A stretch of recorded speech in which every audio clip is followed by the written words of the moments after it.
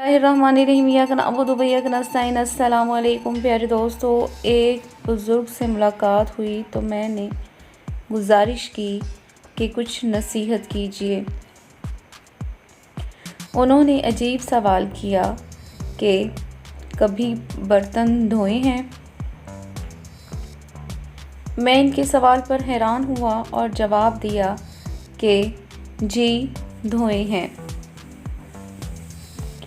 पूछने लगे क्या सीखा।